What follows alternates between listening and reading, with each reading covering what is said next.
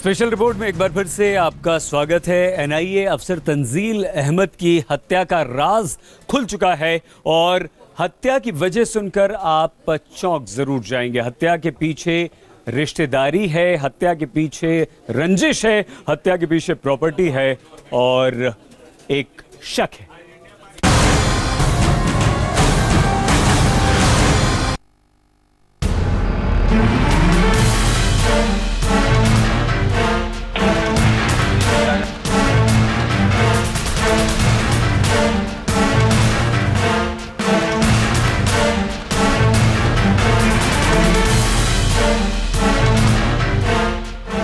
NIA यानी national investigative agency, वो agency जो देश में आतंकी मामलों की सबसे बड़ी जांच एजेंसी है और देश की इस बेहद नामचीन एजेंसी से जुड़े पुलिस अफसर मोहम्मद तंजील अहमद को गोलियों से भून दिया जाता है। आधी रात में तंजील को एक दो नहीं बल्कि 24 गोलियां मारी जाती हैं। सुबह होते ही खबर पूरे देश में आग की तरफ फैल जाती है। कोई इसे आतंकी घटना से जोड़ता है तो कोई आतंकी संगठन के किसी और मॉड्यूल से।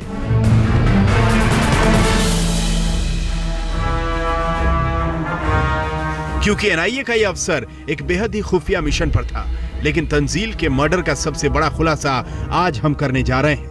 वो खुलासा जिसे सुनकर आप भी हैरान रह जाएंगे। रिश्तेदारों ने ही ली है तंजील अहमद की जान।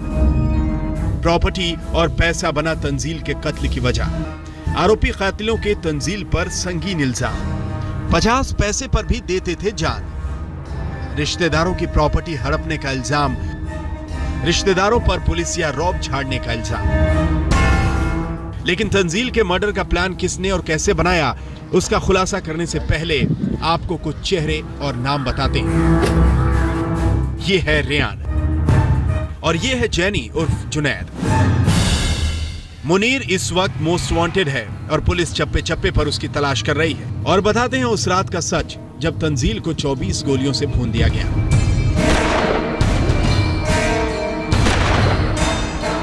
उस रात तंजील अपनी भांजी की शादी के फंक्शन में अपनी पूरी फैमिली के साथ दिल्ली से आए हुए थे। इधर तंजील की भांजी की शादी का फंक्शन चल रहा था, उधर मुनीर और रेयान उनके मर्डर का सबसे बड़ा प्लान तैयार कर चुके थे। जी हाँ, उस रात रेयान भी तंजील की भांजी की शादी में शरीक होता है। 2/3 की रात वो खुद भी अपने पिता के साथ शादी में सम्मिलित होने के लिए गया और करीब 10 बजे वो वहाँ से वापस आया और उसने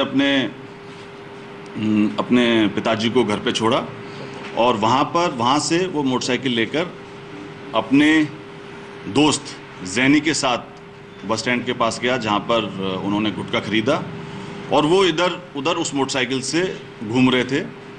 तभी जो एक दूसरा अभियुक्त जिसका नाम आया है मुनीर, वहाँ पर आया, इनके पास आया और इनसे बातचीत करी। ये लोग उसको लेके एक वहीं पर बगल में यूकलिप्टस के पेड़ थे, वहाँ जाकर उन्होंने बातचीत की और मुनीर ने अपने बैग से उसको निकालकर एक काली शर्ट दी और फिर उसने हथियार निकाले, जो कि 2 पिस्टल और 2 रिवॉल्वर जो उसने बताया। एक पिस्टल उसने इसको रेयान को दी। अब जैनी तो निकल चुका था, अब दूसरी मोटरसाइकिल पर मुनीर और रेयान भी थे, 2 भरी हुई पिस्तौल और रिवॉल्वर के साथ। अब ये लोग उस बंधन गेस्ट हाउस की तरफ निकल पड़ते हैं जहां तंजील अपनी फैमिली के साथ थे। इन्होंने जब तंजील अहमद अपने परिवार के साथ बैठकर और उसके पीछे उनके भाई गाड़ी से चले तो उससे पीछा किया इन्होंने। उसके पश्चात पीछा करते हुए ये लोग ग्राम सहसपुर तक आए और जो घटनास्थल है जहां पर एक पुलिया बनी हुई है, जो उस जगह पर इन्होंने गाड़ी को ओवरटेक किया।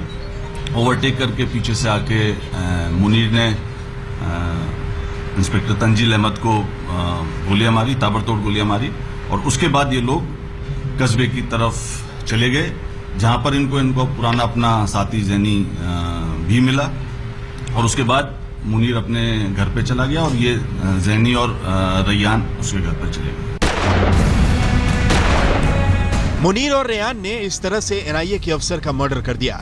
गोलियां उनकी पत्नी फरजाना को भी लगीं लेकिन मुनीर ने तंजील को इतनी गोलियां क्यों मारी और क्यों रेयान ने मुनीर का साथ दिया? रेयान और मुनीर का सच क्या है?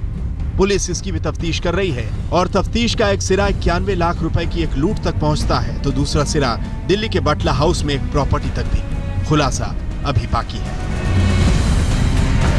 संजीव शर्मा के साथ शिवेंद्र श्रीवास्तव, बिजनौर, आज तक।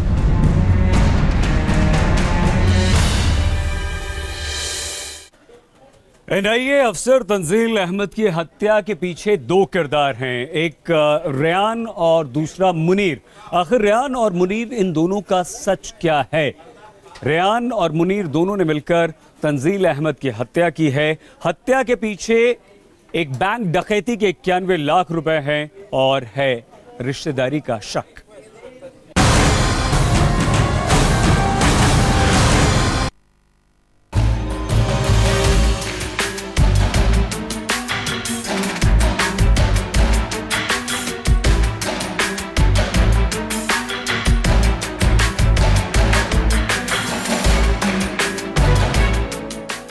रेयान और मुनीर की तंजील से रंजिश क्या है?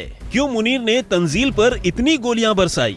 अब हम वही खुलासा करने जा रहे हैं। तंजील को गोलियां मारने के बाद मुनीर ने मौके पर जो बात कही वो भी हम आपको सुनाएंगे। 28 दिसंबर 2015, धामपुर, उत्तर प्रदेश, 91 लाख की लूट।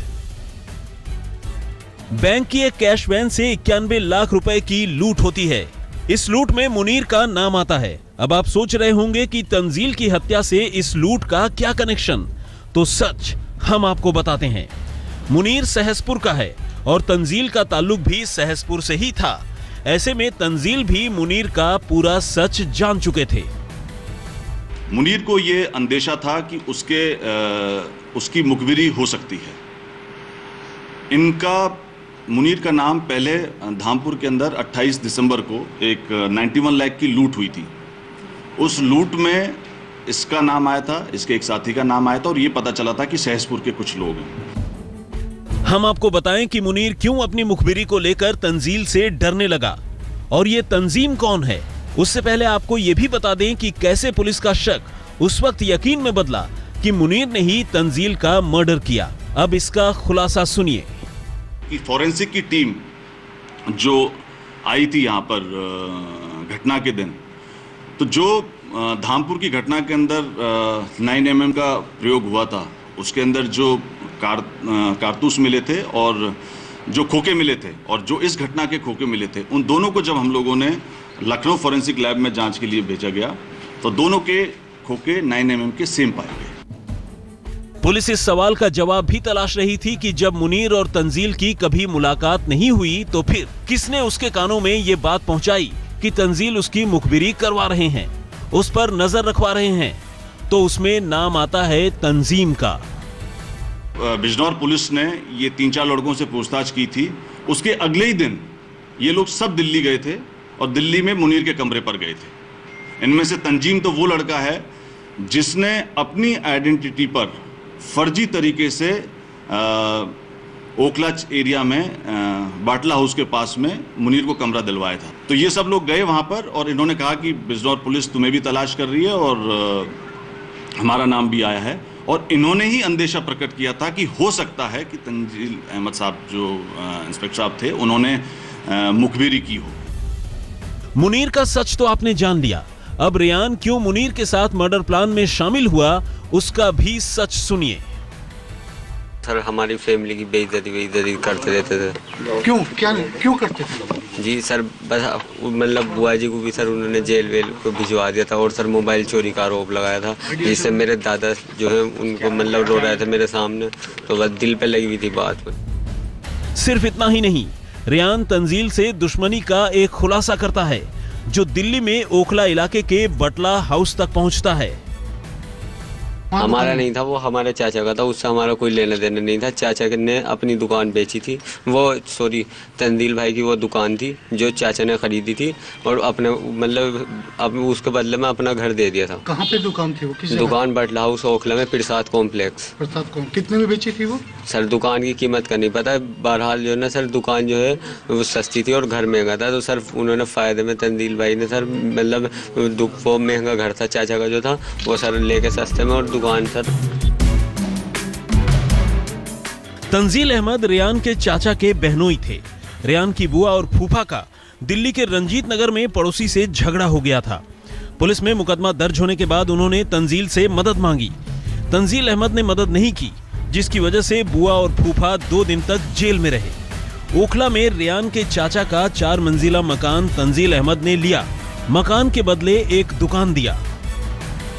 अपनी जॉब पे तो बिल्कुल प्योर थे, वाइट, मतलब कोई रिश्वत का ऐसा नहीं सुना, मतलब एकदम क्लीन थे, और बाहर आके वो 50 पैसे पे भी जान दे देते थे। तंजील मर्डर केस का सच देश के सामने लाने के लिए NIA, ATS, STF और लोकल पुलिस ने मिलकर एक एक एंगल को खंगाल डाला।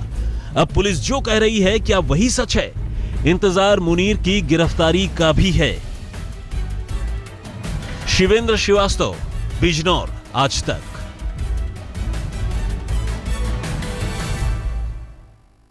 NIA अफसर तंजील अहमद की हत्या का जो खुलासा उत्तर प्रदेश पुलिस ने किया है और उसके बाद जो बातें बताई हैं वो भी चौंकाने वाली हैं। 2013 से मोस्ट वांटेड मुनीर के साथ मिलकर तंजील अहमद बिजनेस कर रहे थे। मुरादाबाद में उन्होंने एक दुकान भी ली थी। फिर आखिर ऐसा क्या हुआ कि मुनीर तंजील अहमद की जान का दुश्मन बन गया?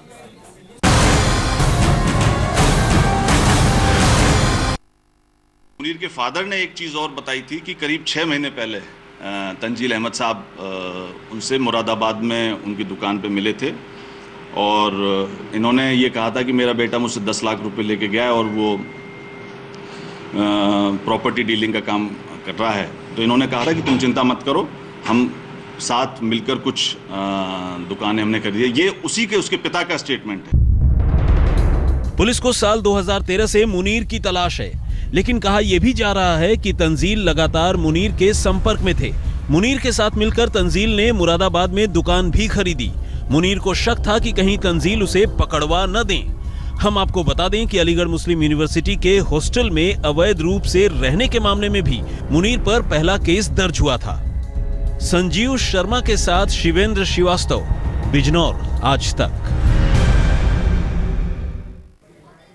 मौत से हारी बाइक की बाजीगर, ये हम आपको दिखाएंगे बस अब से कुछ ही देर में। आप बने रहिए हमारे साथ और देखते रहिए।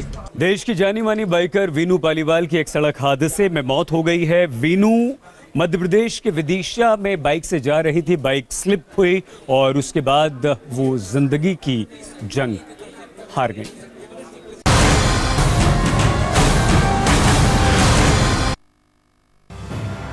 लेडी ऑफ द हार्ले इस नाम से मशहूर हो गई वीनू पालीवाल। आप देख सकते हैं वीनू पालीवाल को अपनी हार्ले डेविडसन दौड़ाते हुए। इसे वीनू का शौक कह लीजिए या फिर जुनून। वीनू हार्ले डेविडसन को 180 किलोमीटर प्रति घंटा की रफ्तार से दौड़ाती थी, लेकिन वीनू का यही शौक उन्हें मौत के मुंह तक ले गया।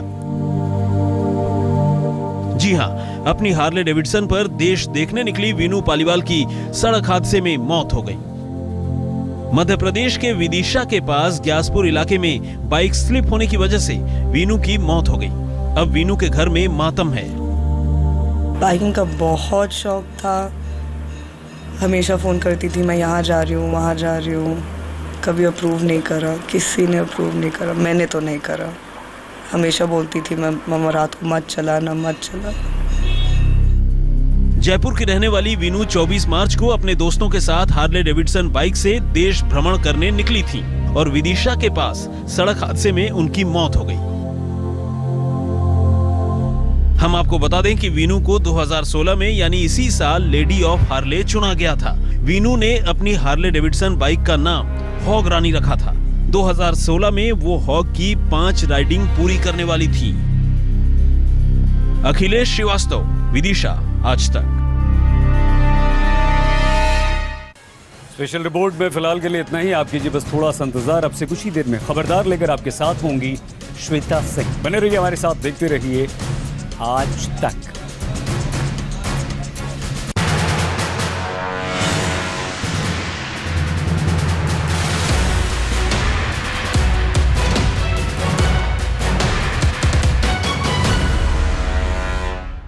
दिल्ली और हरियाणा में कई मामलों में वांटेड अपराधी दीपक डबास आज सुबह पुलिस की हिरासत से फरार हो गया है। यह घटना उस वक्त हुई जब पुलिसकर्मी दीपक को पेशी के लिए हरियाणा के खरखौदा लेकर जा रहे थे।